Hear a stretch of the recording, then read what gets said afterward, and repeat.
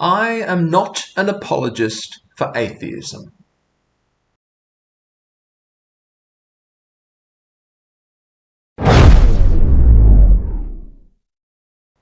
Honestly, I don't regard myself as an atheist apologist at all, which is why I'm not really interested in debating anyone in the comments, even if they make really provocative remarks. I'm not here to convince you or anyone else that atheism is the correct path. Of course, I believe it is. That's the conclusion I've come to over the many years of my life, having explored many options. However, there isn't, as far as I'm aware, an atheist orthodoxy that I'm supposed to adhere to or defend.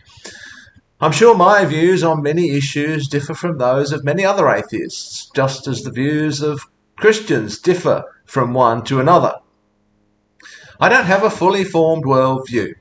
Some parts are fairly well established, and I'm unlikely to change in those areas, I think. But there are certainly grey areas and areas about which I haven't really yet formed a fixed opinion. I don't follow any particular school of thought, though some are obviously more influential upon me than others. I try to be informed by a whole range of sources and traditions, including religious ones, and I try to be guided by reason. All of this, of course, with varying degrees of success and consistency. There are some belief systems that I regard as dangerous, and I will speak out against them when I feel the need to. But I have no intention of converting anyone to my point of view. I just want people to think, which I suppose could also be regarded as a point of view. There are some belief systems that see thinking as a threat. I recall when I was studying the various revolutionary movements that have popped up in South and Central America over the decades and perhaps even over the centuries. One of the most subversive activities, according to those in power, was education. Educating the poor and uneducated was regarded as an act of sedition. Educate people and they'll come to understand their state of oppression. Best to leave them uneducated. It's easier to control them that way. Some contemporary churches, sects and other pseudo-religious movements operate according to the same principle.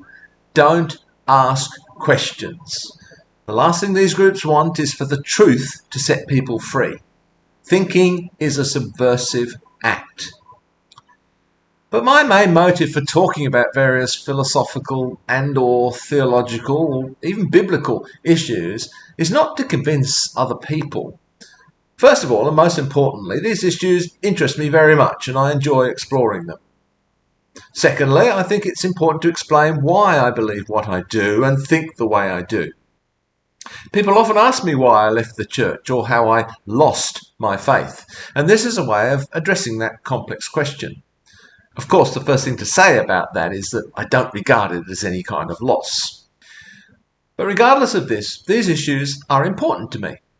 Honestly, the question of whether or not God exists is of less interest and less importance to me than the more general question, for example, of how this universe came to be, which at times is a philosophical question and at times a scientific one. And I think sometimes scientists don't always recognise that distinction or realise when they've crossed the line between the two lines of discipline. The question of free will also really interests me, as does the nature and rise of consciousness. I'm interested in a whole range of science questions, but especially where they intersect philosophy and ethics. I do enjoy discussing theological and biblical questions, especially comparing my views now with what they once were and how I got there. I see other atheists discussing some of these issues and questions, sometimes debating with Christians, and I think they're missing the point as much as most Christians are. I think sometimes that both Christians and atheists don't fully understand the breadth of theological positions that people can hold and still consider themselves Christians. Of course, people with different sets of beliefs won't always recognise or acknowledge these other positions as Christian, as they define that term, but that's irrelevant. People who call themselves Christians hold an enormous range of beliefs, from the most restrictive and fundamentalist to the most liberal and symbolic. Having said that, I do fear that even some of the more liberal-thinking churches have retreated somewhat into more conservative positions. This is probably a reaction to the decline of church attendance and the decline in the number of people identifying as Christian over the last, 4 or 5 decades, maybe even longer. In such circumstances, it's not surprising that even more liberal groups may begin to close ranks somewhat and seek to consolidate their position. I'm not part of the church now, so I'm not sure of the extent to which this is happening.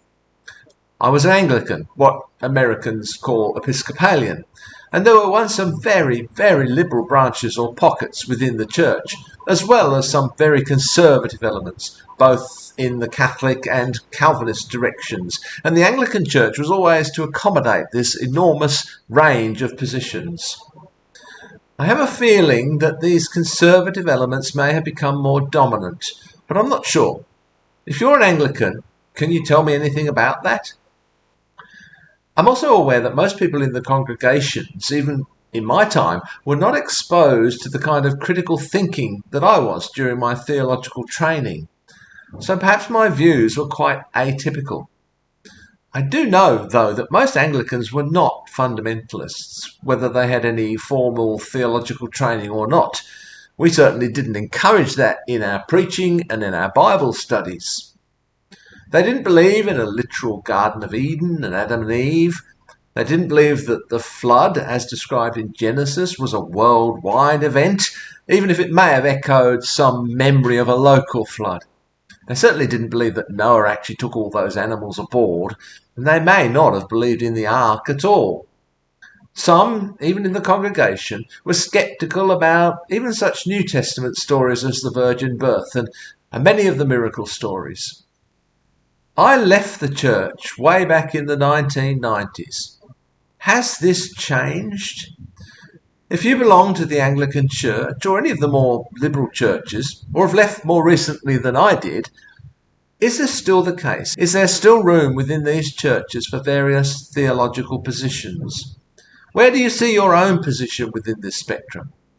I'd love to hear from you in the comments below.